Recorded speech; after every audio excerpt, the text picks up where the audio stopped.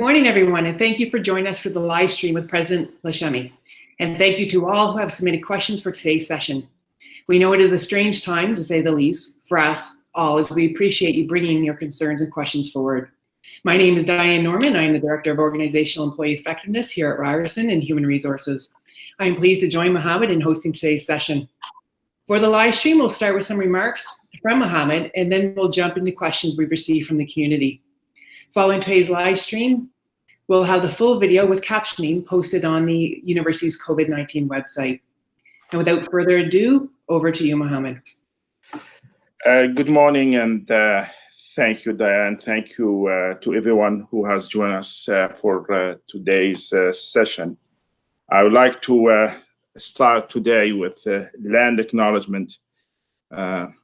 Though we are not together today in the same space, many of us are at our homes across the GTA. I myself am in Mississauga this morning. I believe it's important to recognize the lands we collectively live and work on as we come together in this way, or new way. Toronto is in the dish with one spoon territory. The dish with one spoon is a treaty between the Anishinaabe, Mississaugas, and Haudenosaunee that bound them to share the territory and protect the land. Subsequent Indigenous nations and peoples, Europeans, and all newcomers have been invited into this treaty in the spirit of peace, friendship, and respect. While I do wish we could be on campus together, I'm glad we can connect in this way to discuss the issues that matter most to you and to the rest of the community. This past few weeks have tested all of us, but we have also seen tremendous resilience, innovation, creativity, flexibility, and collaboration from faculty and also from our students. I am proud of how our community has come together with incredible goodwill. We have all worked together to make sure that our students are supported and the important work of our university continues. Thank you all for your efforts in helping us all get through this challenge. I'm sure that many of you are aware of the reopening framework released by the province last week. While it's encouraging to see that the province is looking forward to a reopening sometimes in the near future, we are still waiting on specifics as how that will impact the post-secondary sector specifically. We are in regular contact with the province and will certainly keep everyone updated as we get further information on what a reopening will mean for our community at Ryerson.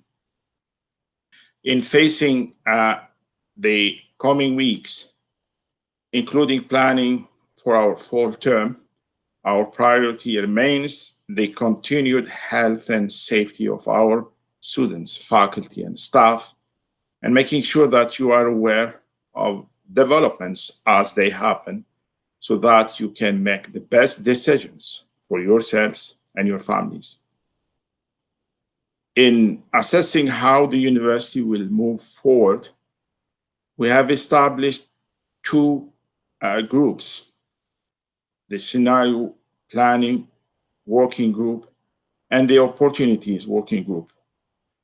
Both groups assist with the assessment, planning, and execution of possible future scenarios with which the university may be faced. I'm sure that many people are worried about the future. There's much we don't know about what the new normal will look like. But this is not the time to let fear and panic paralyze us. Change, even crisis, brings opportunities. We intend to seize those opportunities to shape our future for our Ryerson community and for our province.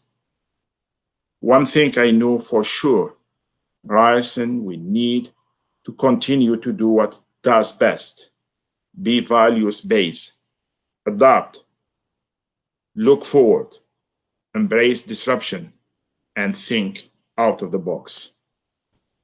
As we continue to plan for the future, we will keep you up to date on the university's operations and changes necessary to our academic offerings. For this session, we have received some great questions from faculty from across the university. And I would like to speak to you now and do my best to answer some of your questions, because we cannot address them in the framework of time that we have. We cannot address all the questions, but we will definitely continue this conversation. Diane, who do we have first? Thank you, Mohammed. First up, we have a question that a number of faculty members inquired about, and one that we heard from staff last week as well, so it's obviously top of mind, which is, of course, the fall. Can you speak to whether or not we know when we will have a final decision about the fall, and whether we know if we will be on campus or not? Thank you for the question. The situation is still evolving. It's difficult to say what next month will look like, let alone the fall. We are monitoring the impact of COVID-19 on our city, province, and the post-secondary sector, and heeding the advice of government and public health agencies. We will continue to take our lead from these agencies, and will follow the development of the province reopening framework closely to see how that will impact the reopening of educational institutions. We cannot make any decision in isolation.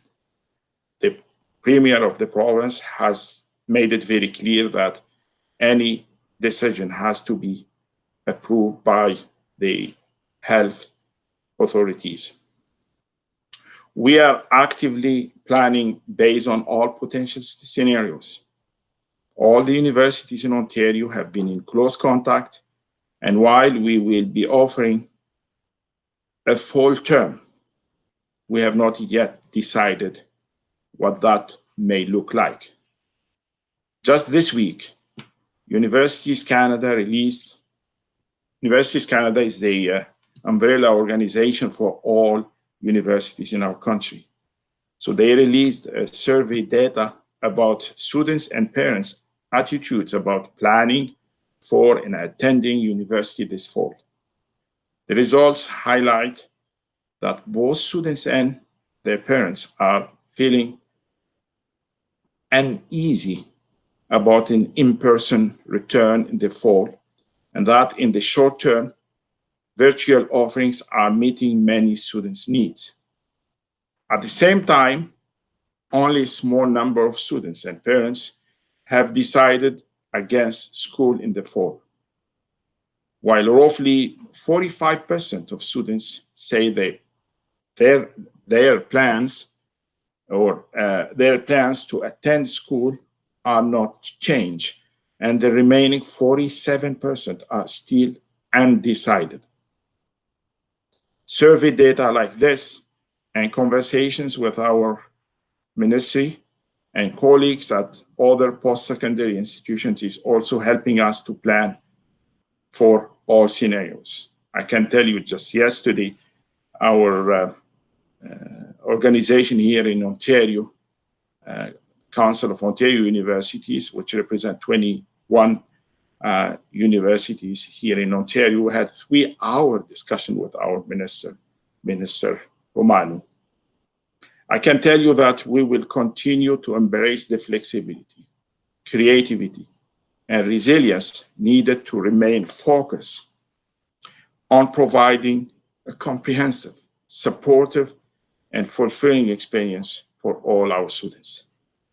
I assure you we'll communicate with our entire community as significant decisions are made and that the health and safety of faculty, students, and staff will always be our top priority.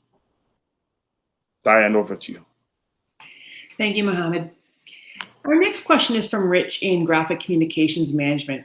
He is curious to know how the COVID-19 lockdown and shift to online learning has affected or anticipated to affect the university's budget, and if all community members are anticipated to contribute or pitch in to help with the future budget. So Mohammed, can you speak to the impact of COVID and the university budget, please? Thank you very much, and thank you, Rick, for the question. It's not secret that the COVID-19 pandemic has already put financial pressure on the university, as we have moved quickly to increase support for students, staff, and faculty in adapting to the changes we all faced. Some of the support has included over $3 million in emergency bursaries for students, also increased mental health and counseling services, Zoom and Google Site licenses, and much more. We have also taken steps to ensure employment continuity for our employees during this time and are not looking at staffing reductions for the time being. At the same time, we can expect decreased revenues in a number of areas, such as residences, food services, parking, and potentially enrollment. That's a big question about September. Our recently passed 2021 budget includes estimates of the overall level of impact that the COVID-19 situation will have on our budget. And we will continue to track and monitor these impacts as we navigate the current situation. Through diligent planning and expenditure management, we believe that we will be able to hold to an expenditure reduction of 1.6%, the same reduction that was planned prior to COVID-19. While nothing about the current situation could have been predicted, prudent expenditure management in the past and strong planning has put us in a position where we will be able to mitigate the impacts of the crisis on faculty, students, and staff. Continued expenditure management will be necessary moving into the fall term as we adapt to the situation as it evolves. And as we move forward, we always want to ensure that faculty, students, and staff voices inform the budget planning process. Diane? Thank you, Mohammed. This next question is very important to our community, and I would suggest important to in having an impact in industries right across the country. And we also heard it from our staff last week. So Darren at Image Arts asked, based on current observations and future projections, what is the plan of action regarding job security for Ryerson employees? Good question. Thank you so much for that. We are hearing about COVID-related layoffs in the news almost every day. So I'm not surprised. This is a top of mind for many people in our community. I also know that we all have different personal circumstances. Many of our households and families have been impacted by job loss and changes due to the COVID-19 situation. Since the beginning of this crisis, the university has put a priority. And what we wanted is make sure that everybody is protected, but also wanted everybody to keep their jobs. While these are uncertain times with challenges, roads ahead, I can tell you that at the current time, the university is not proceeding with any COVID-related layoffs or pay cuts. I have been impressed by how faculty have made the transition to working remotely. I want to personally thank all of you for how you have handled this challenging situation. You have shown such flexibility and resilience in response to these sudden, difficult changes.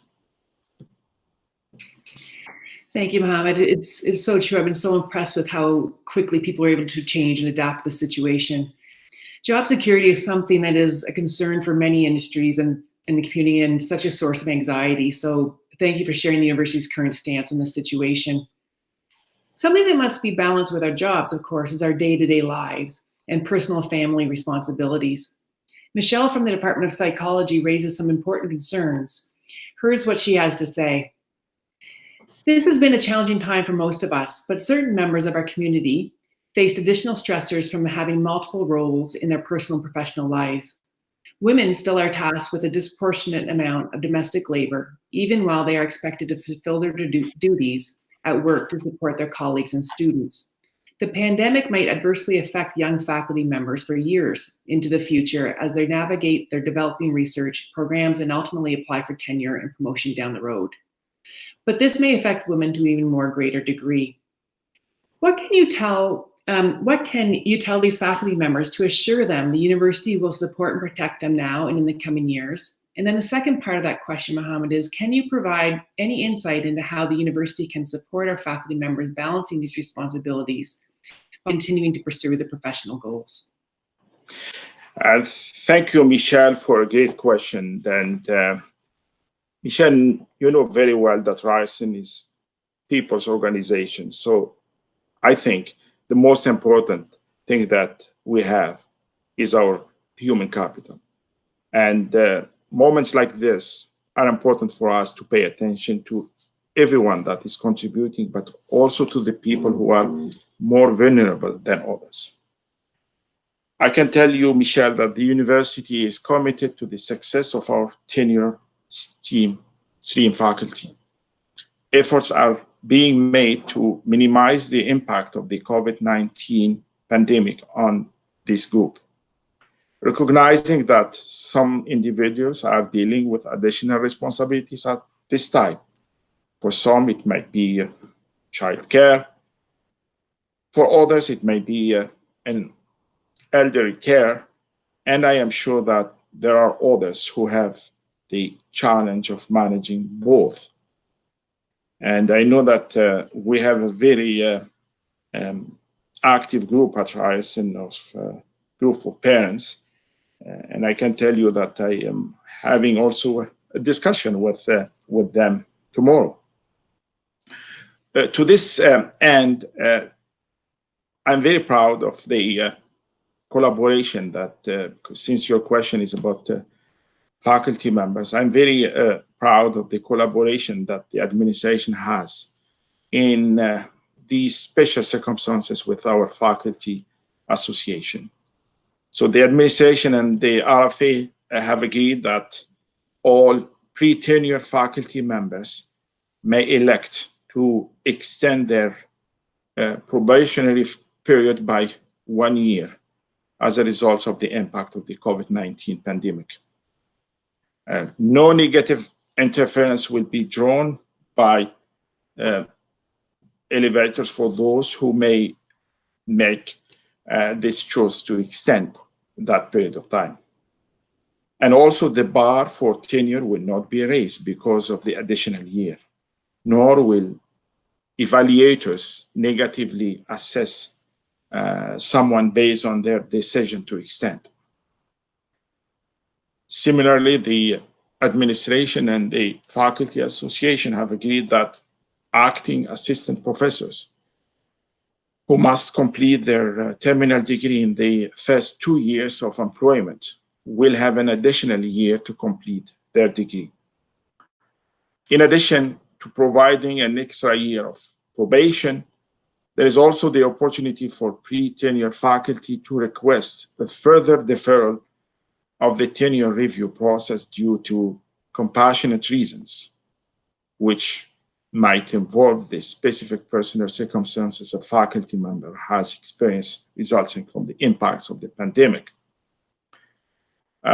From a resource perspective, the university has eliminated the $4,000 cap on professional expense reimbursement funds, PD funds, for 2021 academic year, in recognition that faculty members may not have been able to use those funds for planned conference-related travel due to the pandemic. For faculty faced with balancing the demands of family and faculty duties, the university works with faculty members who require modification to their teaching schedule to accommodate for dependent care obligations. Finally, the university also provides access to the Employee and Family Assistance Program, which includes a variety of services, including access to confidential personal counseling, as well as support on finding resources to assist with child care and health care. It's great to see these provisions have already been considered by the university and that there are such important resources available for our faculty.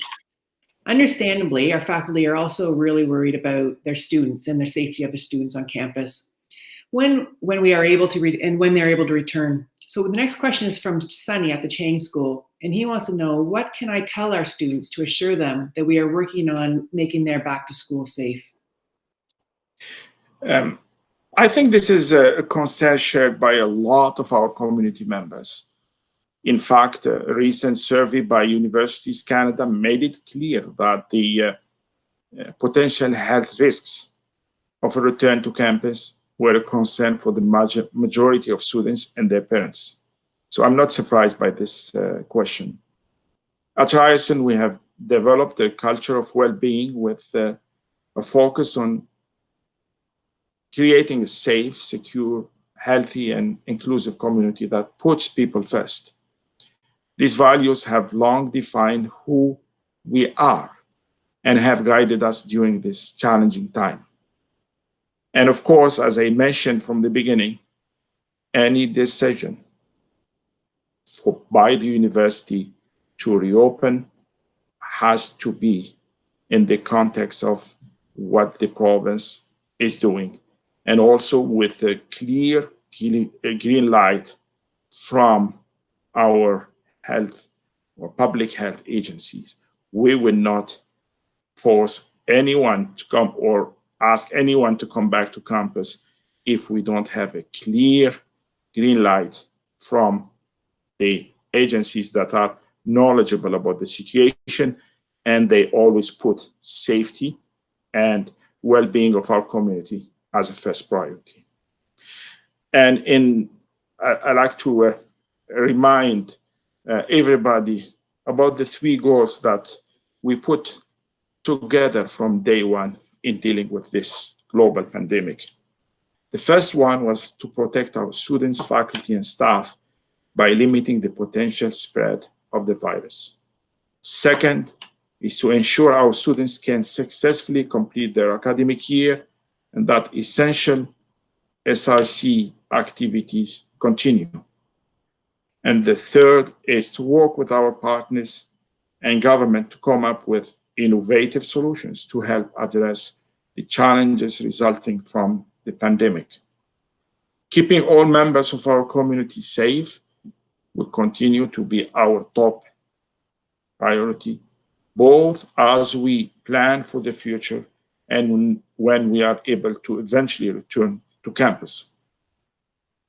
For example, Facilities Management Development, FMD, is preparing enhanced cleaning protocols and implementing new technology and sanitizing agents to support virus protection, prevention, and disinfection.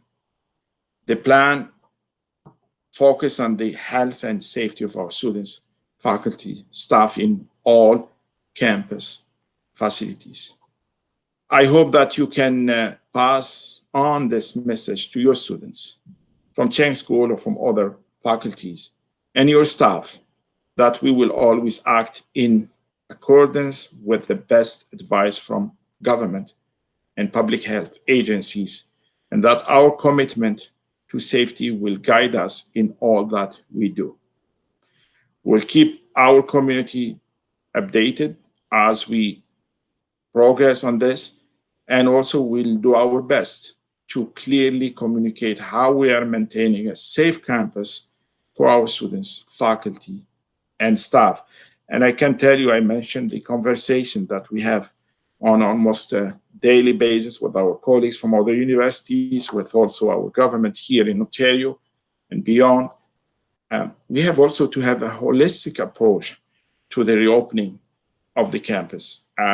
Yesterday, as I mentioned, we had 3-hour Zoom meeting with Minister Romano, and he wanted to hear from us about what are the necessary conditions that we need to ensure that we put in place before we open our campuses. The discussion was also about to have a comprehensive, very holistic approach to that. It's not just bringing or talking about who is going to be on campus. How are people going to deal with the situation? We know that we are a campus that is located in downtown Toronto. I think the decision also has to include public transit, how people are going to navigate. And this is not our decision, but it has to be coordinated with the city and with the province. The other thing that I made it very clear to the minister yesterday is, if people are not well supported at home, if childcare is not provided, it's not fair to ask people to come back to their offices. So it has, as I said, to be a very holistic approach to deal with the situation. Diane? Thanks. As everyone on this call knows, we have a very diverse student population, and students attend Ryerson from all over the world. Donna at TRSM was wondering specifically about our international students and who are scheduled to attend in this coming fall. Specifically, if they cannot join us, are they able to defer their acceptance? And what if they have a scholarship? What does that mean for them? Great question, and this is top of mind in discussion with other universities in the country. You understand that the sector, or the university sector in our country, has a large number of international students. In our case, we have 7%. 7% of our student population are international. Some other institutions, it's much higher than that. So this is a topic of importance for all of us. And I can tell you that at Universities Canada table, I mentioned we have various meetings.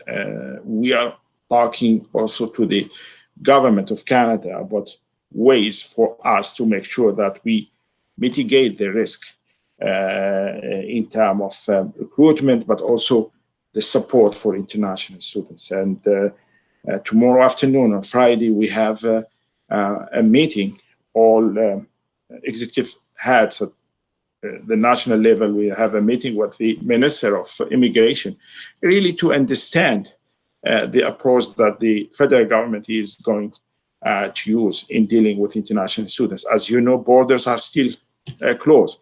So we need same way that I talked about the reopening of the campus, we also need a comprehensive approach to that. Now to your question about specifically about Ryerson, I can tell you that Ryerson is and will continue to be a leader in international student support. As such, the university will continue to ensure that students find community, a sense of belonging, and are supported in all aspects of being an international student. On a personal level, this is a top priority for me. I came to Canada more than 32 years ago as an international student, so I know the difficulties faced by those students. The current situation has created many critical challenges for international students. Our approach will be to maintain flexibility for these students as we create avenues for them to join us as soon as they're able. This could include blended and online learning for a period of time, deferred acceptances, and other creative approaches. If we define ourselves as an innovation university, this moment is important for us to think about our creativity and about solutions that can help us, but also help those students. The further requests will be considered by admissions, and we are also working closely with, as I mentioned, our government partners to ensure international students can obtain the appropriate visas. You may know that most of the visa offices operated by Foreign Affairs are closed at this moment. So this is why the conversation with the minister himself is important at this point. Our scenario planning committee is examining the full range of possibilities. Consulting with the community, we will find a way forward that meets our objectives and supports our international students. Thank you, Mohammed. We've also had a few faculty members inquire about the research and continuity and the safety of returning to their labs. Does Ryerson have any safety plans to open research labs for graduate students and researchers to avoid further delays in conducting SRC activities? Thank you very much. It's another important question. And as I mentioned, the university has formed a scenario planning working group to support the planning efforts to return to campus activities. The return of SRC activity is one of the elements of this planning. And I can tell you that the working group, or the scenario planning work group, has our VP Research and Innovation. And it's important for us to preserve that element of continuity for SRC activities. We are actively exploring a number of options that would ensure the safety of staff, faculty, and students, while allowing them to conduct SRC activity. We are also communicating with universities across Ontario to share information about options being considered for a wide range of SRC activity.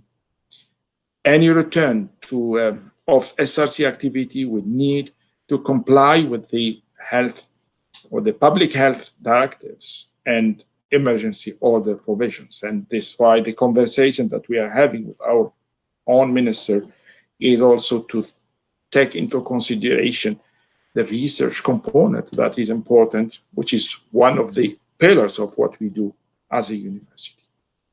So the Office of our Vice President, Research and Innovation, is providing regular updates on SRC-related activity via their website.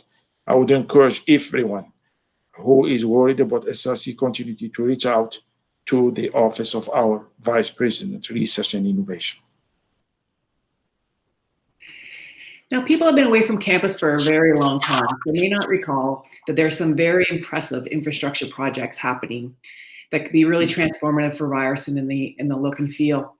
With the news that the province is allowing construction to resume this week, can you share with us any updates regarding the campus construction? Thank you very much. It's an important question, and I have been receiving similar questions from students, from staff. As you know, the provincial government has indicated that just very recently that the construction projects at universities may resume as of May 4th. This means that construction on both the public-run project and our last school renovation has resumed this week, which is great news for us. However, worker safety is paramount, and operations continue only where they are able to meet public health guidance. So it's important. It's a responsibility for those contractors to make sure that the workers are protected. Individual construction companies working for Ryerson have prepared and enacted COVID-19 response plans to ensure their workers are safe and activities are limited to tasks that cannot be performed while adhering to COVID best practices. At this time, we cannot confirm completion dates for the campus core revitalization project to do the pause in progress that was done in recent weeks due to COVID-19. But this is the nature of construction project. I have been receiving many requests about completion dates for different projects. And I can tell you, based on my own experience, some of you are familiar with my research activities in the area of sustainable construction. The only thing that I cannot provide is to give you a date of completion of construction projects. There are many factors influencing the work, and we cannot necessarily give you a very firm date about the completion of the project. But the good news now, almost nobody is on campus, so we don't have issues with noise and disruption. So those companies can accelerate the process without affecting the operation of the university. However, we are working closely with our construction partners to ensure our projects move forward, and mitigation strategies are being developed to help recoup lost time.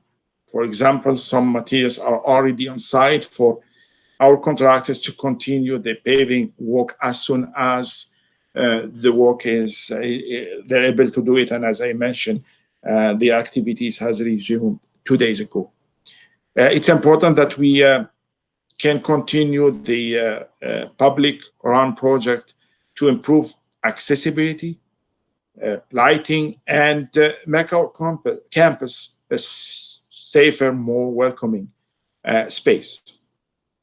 A new space for our first class of laws students is also critically important. It's great to know that we can continue our work on this critical project. So we will definitely keep you updated about the evolution of all the construction projects. And we are hoping that when everybody comes back to campus, we'll have the least disruption possible.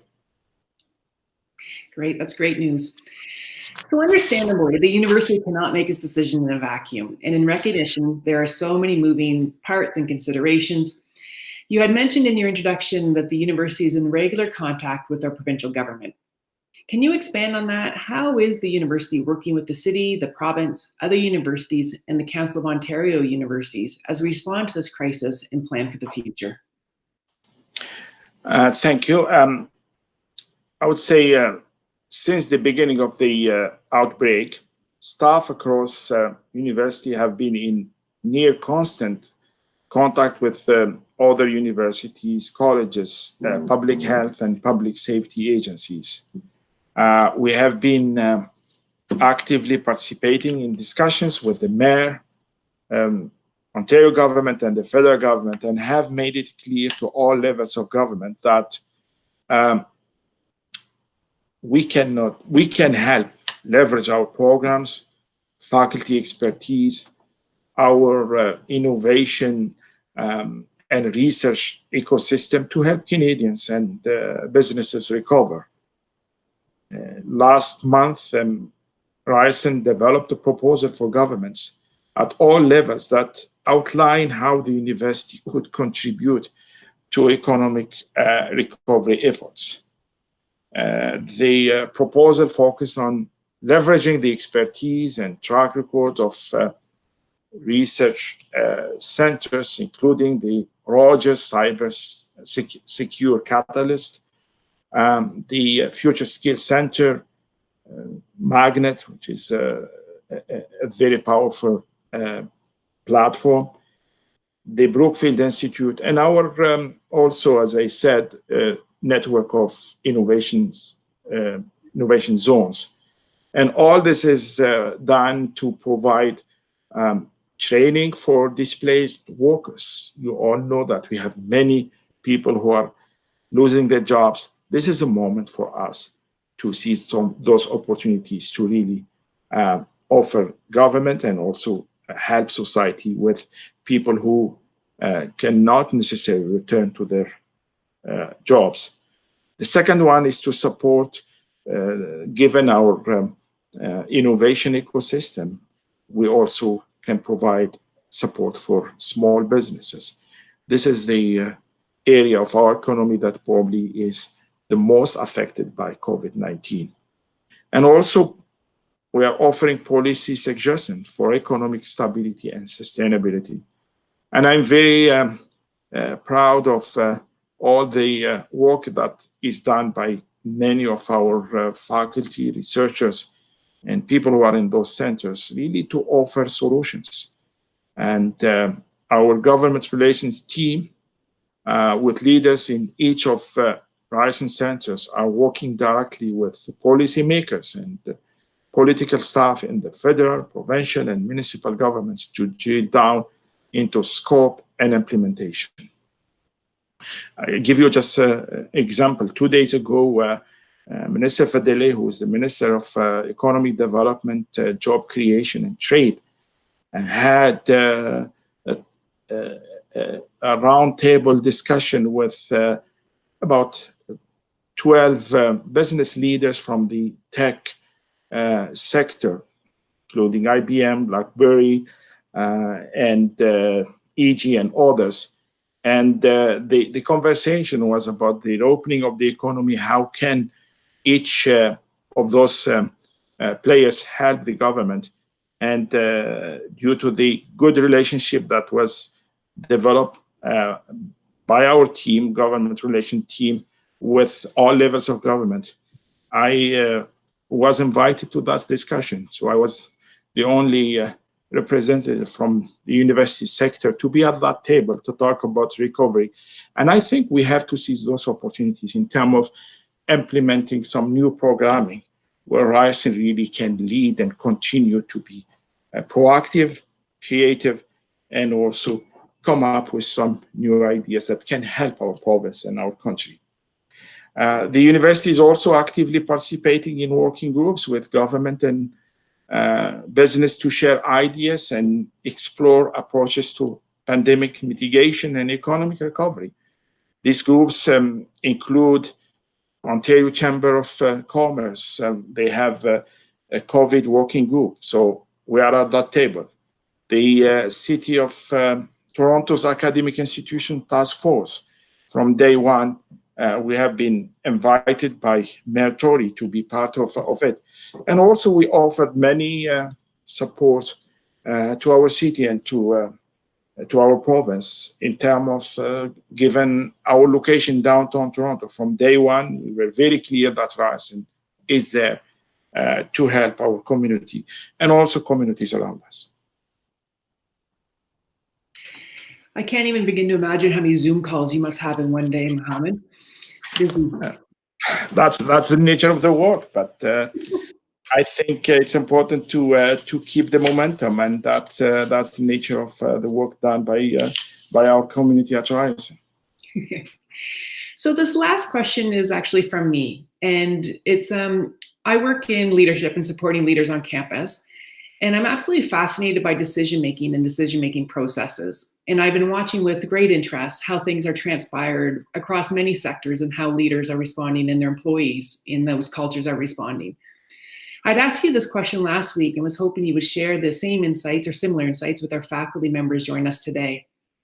So my question was this: how have strong organizational values guided the leadership through this difficult time? And what role do they play in decision-making? Thank you, Diane, for the question. And our decisions have been based on our values. And I'm very glad of the consensus that we got from all our community members about the importance of having values. And you have seen the current academic plan, the previous academic plan. We put our values there. And the idea of putting the values is not just putting them in a document, it is also implementing them in the way that we operate the university. So, as I mentioned, our academic plan and other strategic plans certainly speak to these values, but we have to do more than talk about them. We have to live and implement our values. There is no better moment than when you deal with crisis, really to go back to those values and try to use them as a framework in terms of decision making process. The other thing, I have a first class executive team and fantastic leaders across the institution that are committed to our values and use those as guideposts in making our important decisions. Inclusivity and diversity are two of those very important values. We need to think about our whole community in making decisions and make sure that no one gets left behind or left out. As an institution committed to EDI, we need to think that the well-being and support available for everyone, taking into consideration those members of our community who are most vulnerable to the challenges presented by COVID-19. For example, we know that some of our students are also experiencing food insecurity, and some of our indigenous students in remote communities are struggling to secure access to the internet. The same thing goes to our staff and faculty. We need to recognize that some of our faculty members are dealing with other struggles that complicate their lives as well. Those who are struggling with supporting their families financially, taking care of dependent child or children or parents, and those who may not have access to proper resources, such as internet access and other technical supports needed to do their jobs. Myself and my team are committed to being as inclusive as possible when considering the challenges faced by all our community members. We have fantastic resources available to our faculty and staff, and I will remind any of our faculty members to please reach out to our HR team to learn about the supports available to them. And thank you, Diane, for such a great question. Thanks so much for sharing today, Mohammed. I think in times of ambiguity, it's so important to hear from our leaders and to hear what's happening and all the decision and hard work that's happening behind the scenes, as well as in the day-to-day offices, or remote offices, I should say, at this stage. Just a reminder that the full video with captioning will be available online on the university's COVID website. And I thank you again. And with that, I hand it over to Mohammed for some last words. Thank you. First of all, thank you, Diane, and thank you again for all faculty members who submitted questions, and those who have taken the time to join us for this live stream today. As I mentioned in one of the my answer to one of the questions, I am extremely pleased and proud of the work done by our faculty in terms of switching from in-class to remote format of teaching and learning in a very short period of time. You have shown creativity, you have shown collaboration, and also understanding of the situation, but mostly care about our students. So big thank you on behalf of every of our students. On my behalf and the team that is around me, we are very grateful to your support. And we are very proud of you as Ryersonians. So all the best to you and your loved ones. And I look forward to seeing you all again, I hope, in person soon. Have a good day.